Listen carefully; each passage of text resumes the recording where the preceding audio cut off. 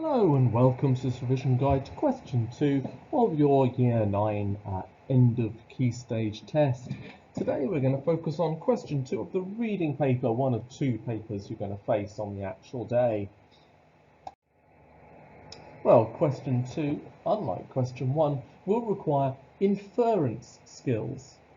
For example, you will be given a short piece of writing, such as the one on the screen, and you might be asked a question about how the person is thinking or feeling based on that section. The writer will give you clues as to the answer. You just got to locate the quotes or the evidence to prove the feelings you think you found. A basic response then will use point, evidence, explain with around 10 quotes. An advanced response might add some technical language to that, making a point, then evidence, then saying what technical language has been used, then analyze. An inference is a conclusion reached on the basis of evidence and reasoning. Again, though, Good readers infer by using what they already know, prior knowledge, along with clues in the text evidence to form an idea. Did someone say clues? Yes, Detective Waddle. Looking for clues is very important when making inferences. Let me show you. We make inferences every day in real life without even realizing it when we use the clues around us to make sense of what is happening. Stanley must be hungry. He was probably speeding. That man is scared. Tony does not like sushi. In everyday life, people combine the clues they see with their prior knowledge. Stanley always cries when he's hungry, to form an inference. Stanley is crying. He must be hungry. What inference could you make if you walked into this cafe, Detective Waddle? What clues do you see?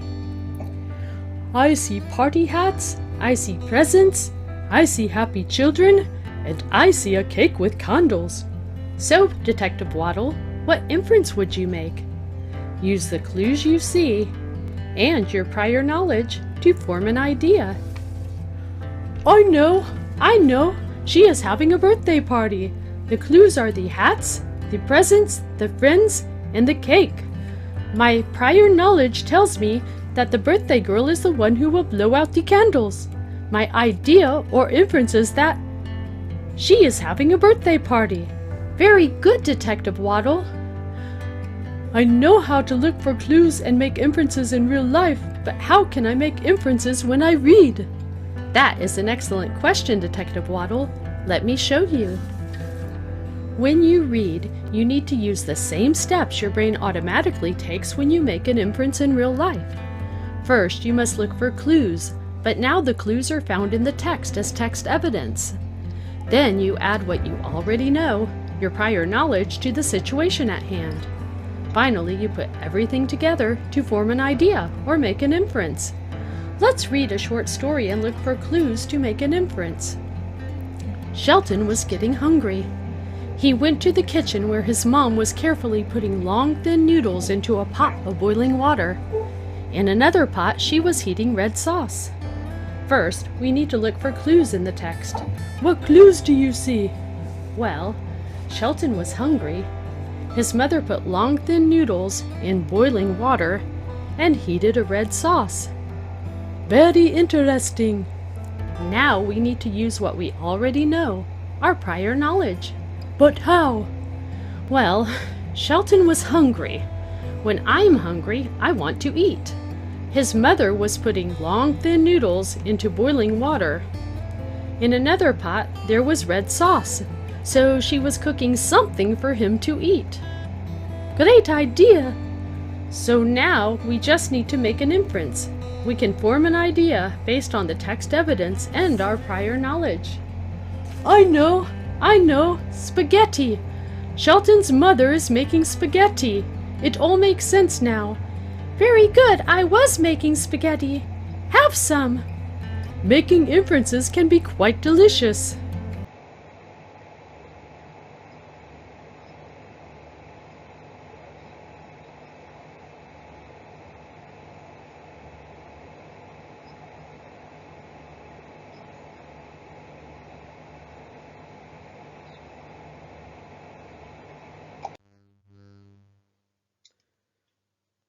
As we begin to explore then what inference is, let's take Snow White as our example.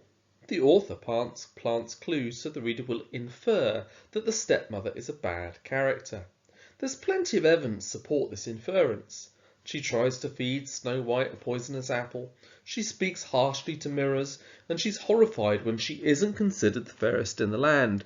She's so evil, she plans to kill off Snow White. This is inference, as it never tells you she is a bad person, but it suggests or implies that she is.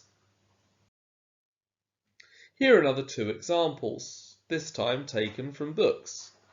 Josh burst through the door, red of face and out of breath.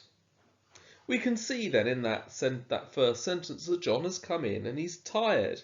The fact he goes through the door and the fact he's out of breath gives us that information. But there are lots of implied meanings or suggested meanings as well. John is in a rush. We can tell that from the word burst.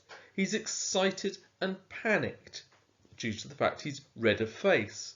He's also exhausted after his efforts. The out of breath part tells us that. Now have a look at the next sentence. He's just a bad loser, said Beth, rolling her eyes skywards. Please think, what's explicit, what's obvious that you could see in front of you happening, and what implied meanings are there? How is Beth feeling? What views does she have towards the he that she's referring to? Let's now spend a bit of time recapping inference. You probably make inferences every day in all sorts of situations without even realising that you're doing it. So, for example, if we look at this photograph of a sandy beach, I can see the footprints in the sand, and I can infer that someone has been walking on that beach lately. I can't see any people, but I can use the clues and my own knowledge to figure this out. Singing and playing music. Or and I see if another I person see someone who's singing and playing music, cheering and I and see waving another their arms in person the air, who's I can listening to infer the that music, person really enjoys cheering the and music waving that their they're arms in the listening to. air, I can infer that that So person inferring can really also help us enjoys the gain a music deeper that they're listening understanding of to. what we read.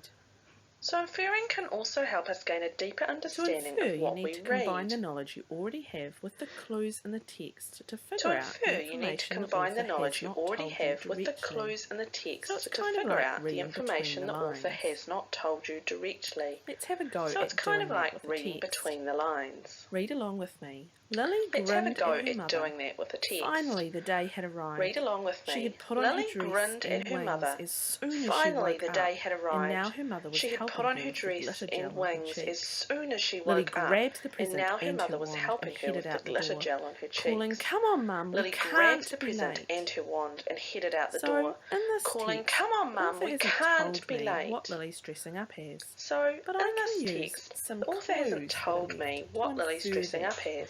So I But can I think can maybe use she's dressing some up as a clues fairy that are because she's left wearing to dress infer and that. wings.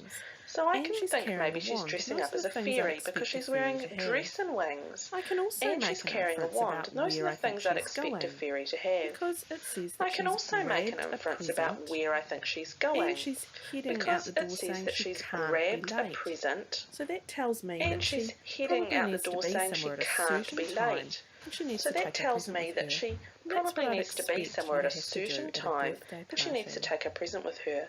And that's what I'd expect you to have to do at a birthday party. So we can use those clues, and hopefully now you understand a little bit more about what So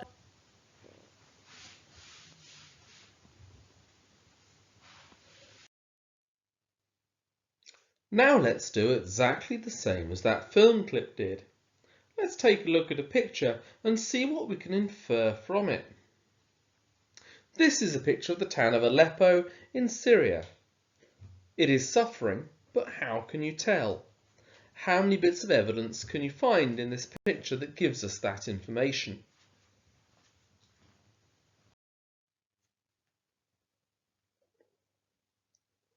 In summary then, let's think how we'd put those inference skills into practice. This is how you'd answer question 2 in the exam. First of all then, you read the question. Then you read the article they give you really carefully.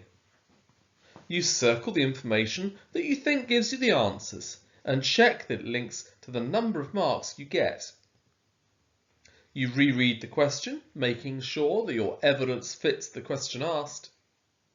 You then spend a brief bit of time picturing what each quote suggests, and then you write your answer on the lines provided. Now let's look at a text-based example. This is the narrative of a survivor. The following is the narrative of Mr. Ralph Wynne, one of the rescued who is a landlord of Station Hotel and worked as a hewer in the Harvey Sea. I would like to ask you what different emotions Ralph is going through. How can you tell this based on the evidence? You can see this is worth 5 marks because the number 5 is there in brackets. Read through the information on the left. Find 5 different bits of evidence that suggest how Mr. Ralph is feeling. What is he going through? Can we say something about how his emotions change?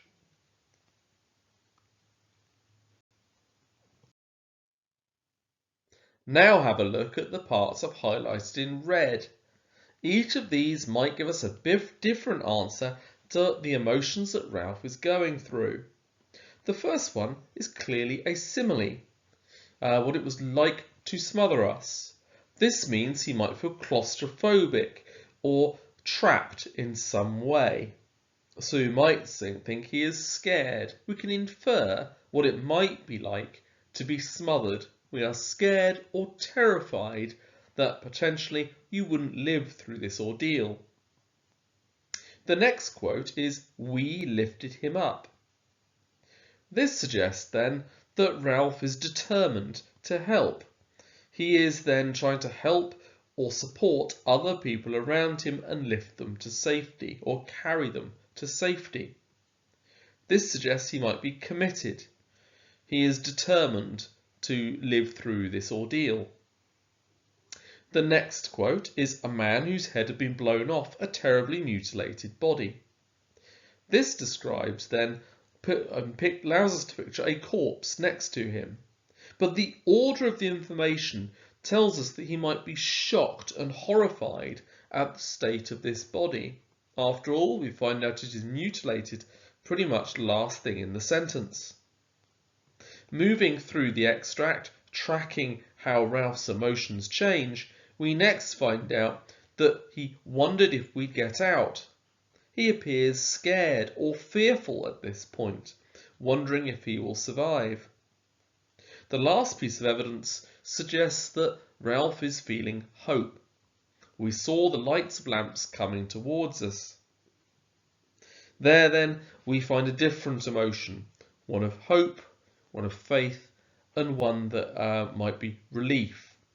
That would give me then my 5 marks out of 5. Now let's have a look at another question. This one's worth 6 marks. Think how many pieces of evidence you'd need to get 6 marks. The question is, how does the writer show what a soldier goes through while he's at war? Try to find the same number of pieces of evidence as the number of marks the question is worth. Think what you'd say about that evidence and what those facts or adjectives infer about the soldier and how he's feeling. Now what you might notice is some of those quotes, some of those extracts do immediately use certain kinds of language. We call that technical language. Words like noun, verb, adjective, simile, pronoun are all examples of technical language. These also get marks in the test. So do you know what each of these words mean? Word, sentence, noun, verb, adjective, adverb, pronoun, simile, repetition, descriptive sentence, list, alliteration, statement, metaphor, personification. These are just some examples of the kind of technical language that you might find used in a piece of writing. Your job is to hunt for these things in the work and see if you can find them. Don't try too hard though. This isn't about spotting where they might be used, but if you happen to notice they're being used, please do use the correct technical language to describe the quote. If you didn't know what each of those mean, the answers are now going to appear on the next slide.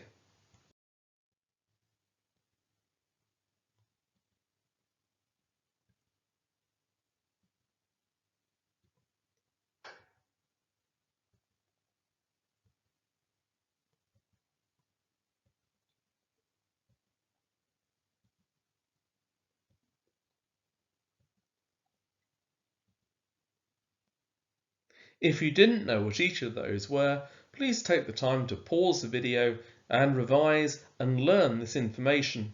This will be really important for this question and others, both at the end of Year 9 and your GCSE test. Now let's take a look at that extract from The Soldier again. What technical language can you find here? Are there examples of similes you can comment on? Lists you could comment on? Do they fit the quotes you might use? Don't worry if you're thinking you need to find 6 technical aspects. That is not true. Just 2 would do. So for example, if I say, I stand still, knees shaking, arms heavy, it wouldn't take much to work out that that involves a list or magic 3. And that might be the technical language you'd apply to that quote. Now have a look through the rest. Is there any example of alliteration being used? Are there opinions here? Are there pronouns? As you read through, just naturally pick up on any technical language you can find. Here then is an example of how to write up your answer. I start with an overview. Overall, the soldier is distraught by their experience of war. Notice I'm using the same terms as the question to deliberately link to the question set. You can see I've got my first quote written there. I start with a point. The soldier is full of tension.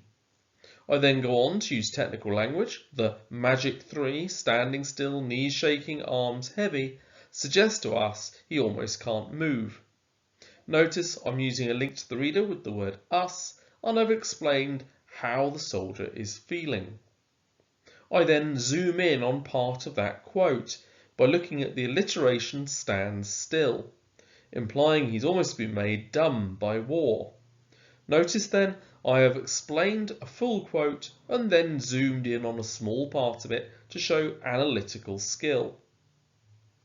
I've then begun the next sentence with the repetition of remains implies to us. Now continue that answer thinking about how you'd get 6 out of 6 marks for this question. Now let's take a third example. Have a look at this response giving a writer's opinion of advertising. Remember, look at how it's written. See if you can locate any technical aspects such as the simile highlighted in yellow, and then think how many quotes you could use to back up your answer. As we now begin to think about how to write the response, we need to start by making an overall conclusion. We then highlight the details in the text that help them infer that conclusion, and then we begin to pick apart the different points that contribute to overall effect. That would then give you the following response. Overall, the writer thinks advertising is negative. The writer thinks we are hurt by advertising. He uses the quote, like a battering ram against our minds, to suggest to us that we're being attacked by advertising. The simile suggests that we are being continuously hit on the head by advertising. He then says we are no longer fully switched on, which makes us sound like a light that can be turned off and on by advertising. He implies to us we're dimmed by advertising as it makes us weaker. He goes on to say, so far then this would get 2 marks out of, let's say, a possible 6. Can you then find other quotes and explain them in this extract? I'll ask again, what is the writer's opinion of advertising? Let's now move on to address some common errors. There are a couple of ways of writing it that definitely would not get marks. You should be, remember, inferring your response, not just repeating the words of the quote. So, for example, the writer describes advertising using a simile of a battering ram against our minds. This suggests he thinks that advertising is forceful and aggressive.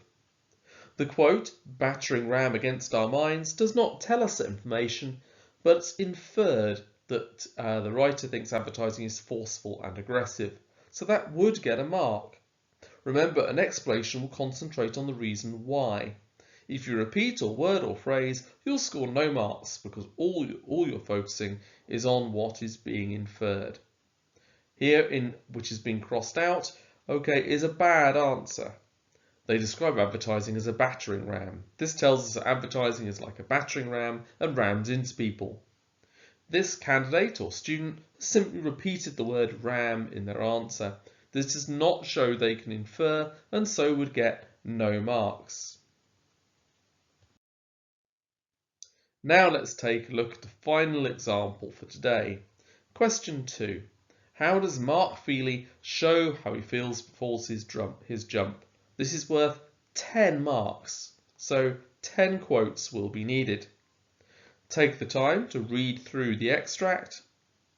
If you happen to notice any technical language, please think about using that quote in the first place. And remember, you're looking for what is inferred. What can you guess about Mark Feely and his feelings as he gears up for a bungee jump? To help you a bit, here is a clip. Don't give up when the clouds erupt. Just come with me and we'll fly above. It's amazing, so amazing, it's amazing. This is Sparta!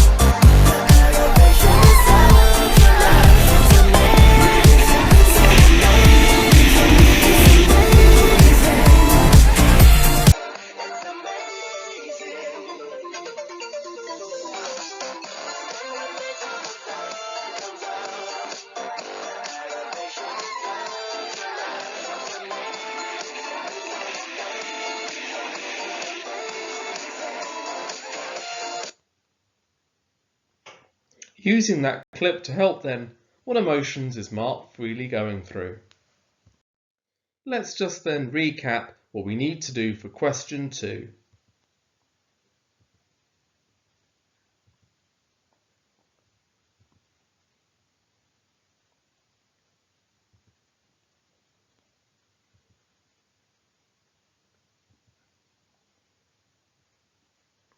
Thank you very much for this video then, talking you through what skills are needed for question 2 of your end of year 9 test.